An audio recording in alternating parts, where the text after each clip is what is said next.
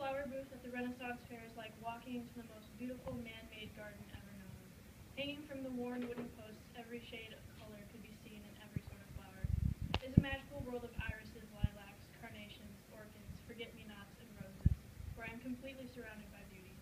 I am enchanted by this place, but this nook was about more than just the flowers. Today about a lily. I buy a flower every weekend, all from Travis.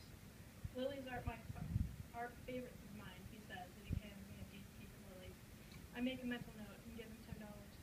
Keep the change, good sir, I said, keeping up our silly 14th century pretense made me feel that we had our own little inside joke, and maybe becoming more than just a bond over the ridiculousness of our jobs. You sure, my lady? I smiled. You deserve it. Have thyself a good time with thy pence. I wish you would have a good time with me.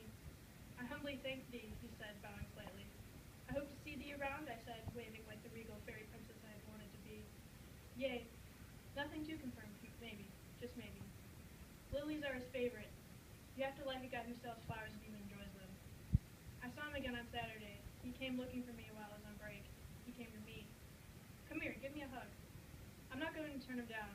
I can smell leather and stale sweat. I make a mental note. I haven't seen you around all day. Where have you been, I asked. Had a performance. Oh, a performance? For what? Wouldn't you like to know? That sly smile. I could like that smile for the rest of my life. I had been delivered a white rose earlier that day. In my mind, I was hoping that since he wasn't there for me to buy a flower from him, they had thought of me, for just a moment, and sent me a rose. Did you send me this? I held it up. I had been carrying it around all day. Yeah, you got me. Oh, thanks. I give him another hug, that smell again. Actually, I didn't, but I'll take the hug anyway. I let go. I feel stupid, but I don't regret it. He leaves to let me get back to my work. The second his back is turned, I run barefoot through the shop and the excited little squeal, my blue and gold skirts flying behind me. People are looking at me, but I don't care. All I can do is smile. He came back at the end of the day. I don't know what I did, but he asked me to dinner the next night.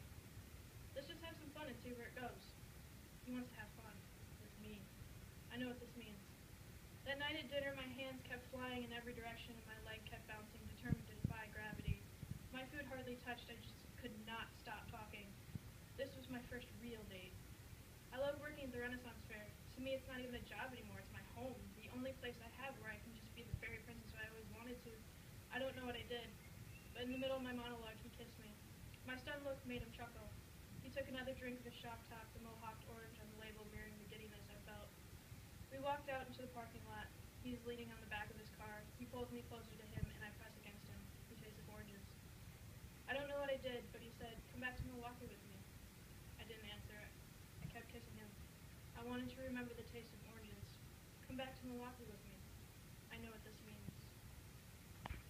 The giant blue wooden sign screaming Pendragon Jewelry was becoming extremely heavy in my arms. People were giving me condescending smiles as they passed by. I gave a knowing smile back, hating my job for making me look like a blundering idiot. A brave little girl with a gold star wand in her hand came up to me. Your sign is upside down. Mayhaps, milady, you aren't upside down, I suggested. No, the sign is. She takes the sign from my hands with incredible Hulk child strength, turning it around and placing it back in my hand. I looked down at the sign. But milady, now I cannot read it. Don't be dumb. Well, this kid is definitely not taking any of my shit. I didn't want her to leave the fair thinking that these Ren Fair freaks were all losers. I wanted her to see me as the coolest fairy princess she could ever meet. Okay, I drop the sign and dig around in the pouch on my belt. I take out a jar of what appeared to be water. I scooped my hand in the jar and lifted out a small, watery, clear orb. Look at this, I said, holding it out to her. Cool! I had sucked her in. Go ahead, take it. She took it from my hand, letting it roll in her palm. She was completely amazed at this water bead that seemed to her like magic. Her smile was infectious, and I was proud of myself for giving it to her. Can I keep it? Of course. She ran back to her parents that were waiting for her, lifting her prize for their approval, and I went back and folded my sign upside down, hoping to inspire more childlike wonder.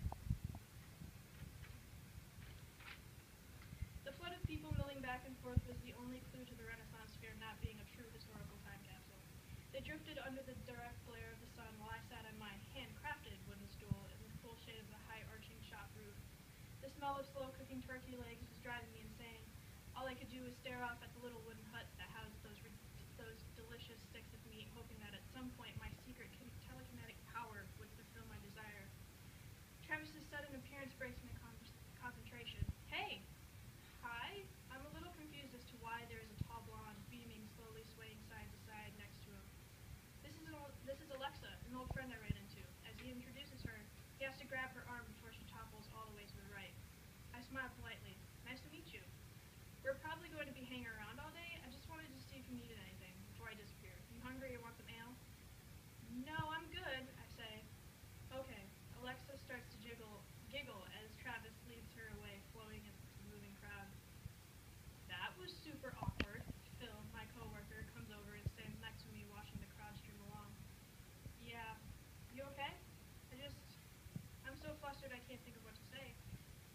expect that he would bring his other girls over here, like he's flaunting them.